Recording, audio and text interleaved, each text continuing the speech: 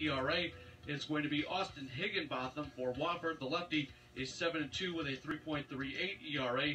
Series will wrap up tomorrow. Daniel Sweeney will start for ETSU. Tennessee baseball, they win at Kentucky yesterday 4-2 to take the opener of that series. Looking for their first road series win. They could get that with a win tonight when Garrett Stalling starts with the Volunteers. Visit Jeep.com today for legendary deals during the Jeep Freedom Days sales event. I'm Matt Pauley with the Sports Flash on 1420 WEMB Sports Radio.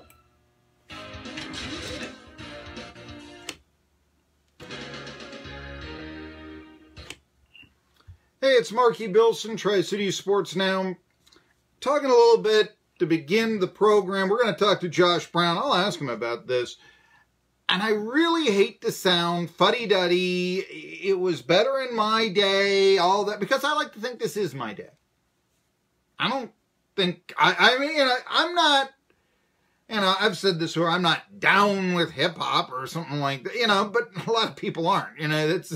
You're allowed to be contemporary and like classical music. You really are.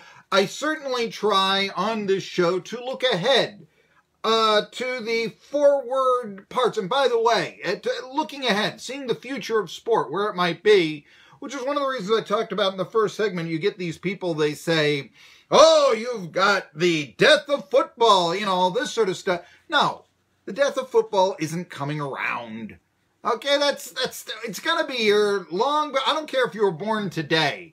It's going to be here after you're gone. Now, 500 years, I don't know. Okay, but, it's going to be around for some time.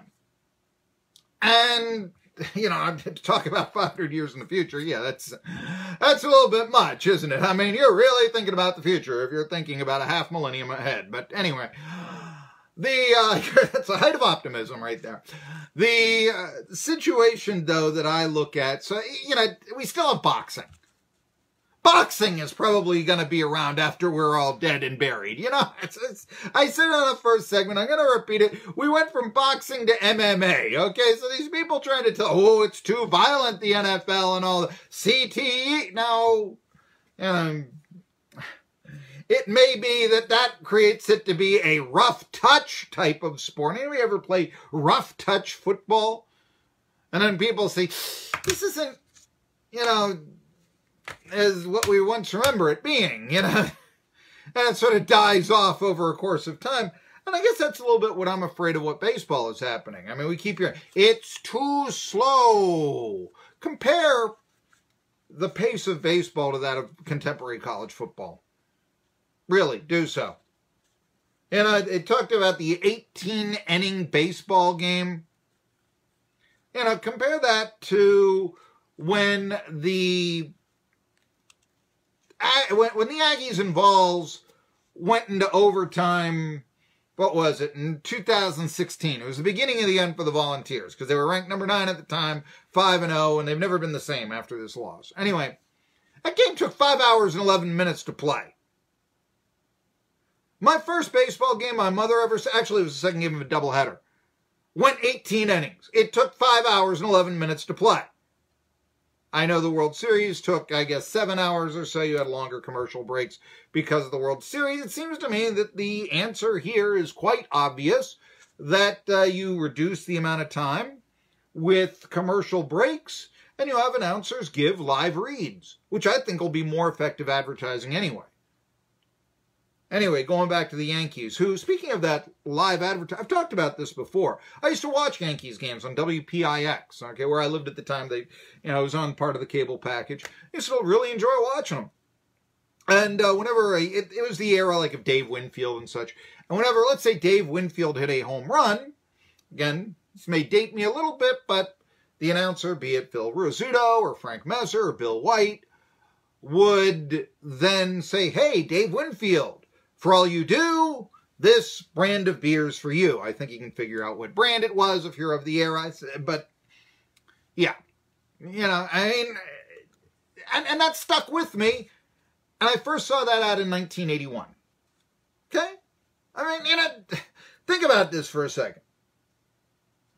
Anyway, though, it's a matter of trying to relate to the largest possible fan base. And there comes time where we just, how do we stop this insanity of, oh, it's offensive to play God Bless America by Kate Smith during the 7th inning stretch. This insanity, which I think is thinly veiled with, and it needs to come out, by going from the lyrics to an organ playing the song, then, yeah, you're basically taking the words out. You're taking out the message of patriotism and, dare I say, religion. The other thing is that, you think about God Bless America. The song, as I think of it, does not say a Christian God. It does not say a Jewish God. It does not say, I don't know, a Muslim God, a Buddhist God, it does not, a Hindu God, a Buddhist God. Listen to me, I'm a religious scholar, okay. It does not say Allah. It does not say Buddha. It does not say Jesus. It could be the God of your choice, bless America. That's what the country is all about, right?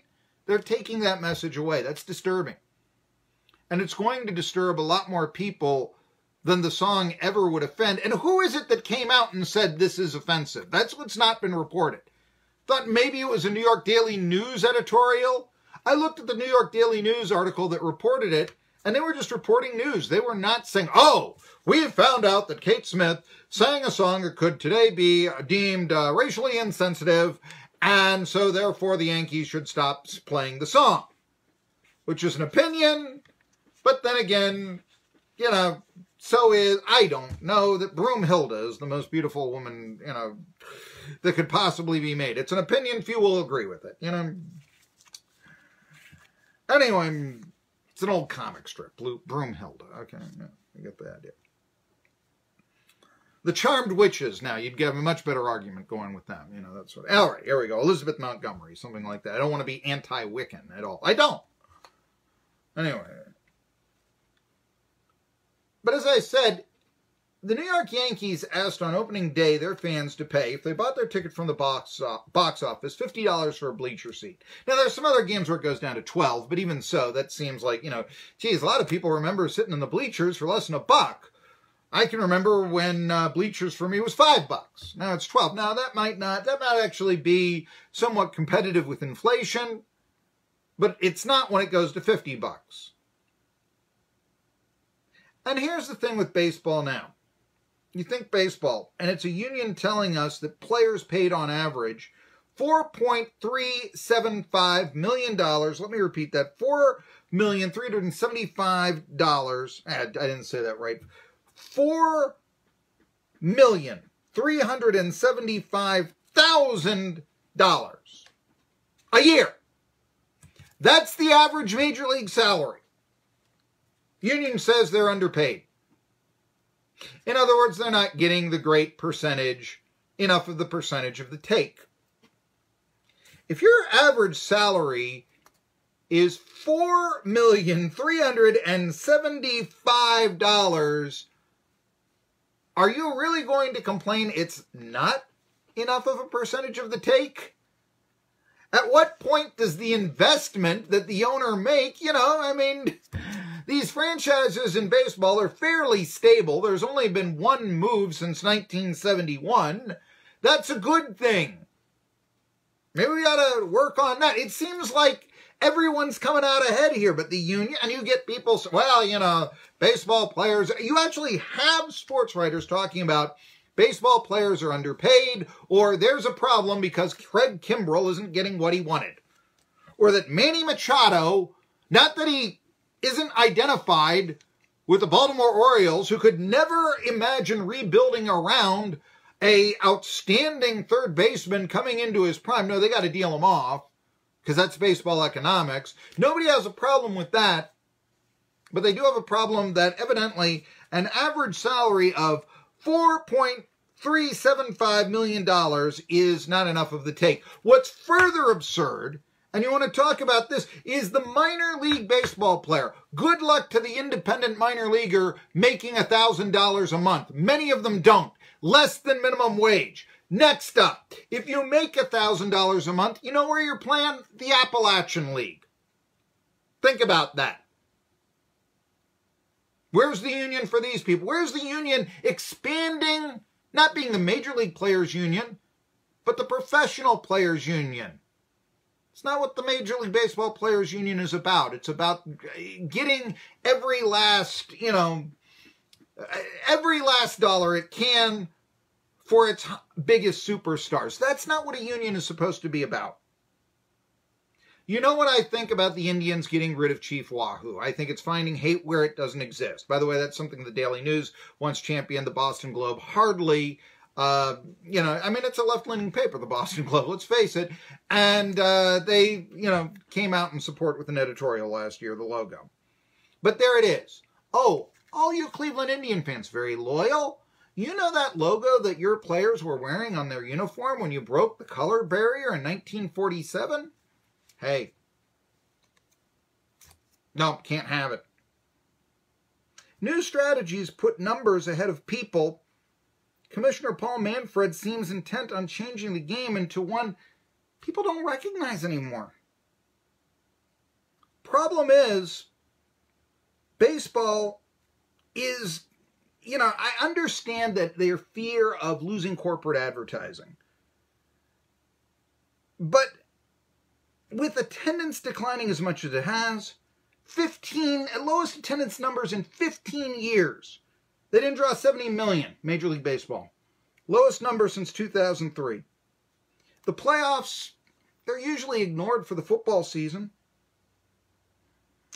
There is an alarming amount of no-shows at every game. Just look at a game. You see a lot of corporate seats bought up and nobody sitting in them. And so therefore I wonder, how much longer is corporate going to fund a sport that just doesn't seem to be as popular anymore? Think about NASCAR. Look at how difficult it is for NASCAR to get sponsorship these days. Now, Jimmy Johnson, how did he lose his sponsorship with Lowe's? My goodness, that should be like STP and Richard Petty. No. And that's the thing. And I think that one of the reasons why is that baseball is right now not necessarily trying to align itself to every man any longer. No. It's trying to be politically correct. And the problem is, from a business standpoint, and this is what people have to understand, it is getting to be where that alienates half your fan base. And maybe that's why it seems that Major League Baseball these days is half as popular as it once was. Hey, I'm Marky Bilson, and when we return, by the way, I want to say that those of you who wanted to hear Jay McCauley, the Wofford head coach, he had to reschedule. We hope to have him next week because nobody covers the Southern Conference like I do. And, of course, you heard the sports update. Matt Pauley talking about ETSU baseball. They're in second place now after defeating Wofford, and they've got their undefeated pitcher, Landon Knack, going up a pretty good lefty for Wofford today, weather permitting, of course. Tri-City Sports Now. We're going to come back after this. Revolution with Jim and Trav. The boys are talking.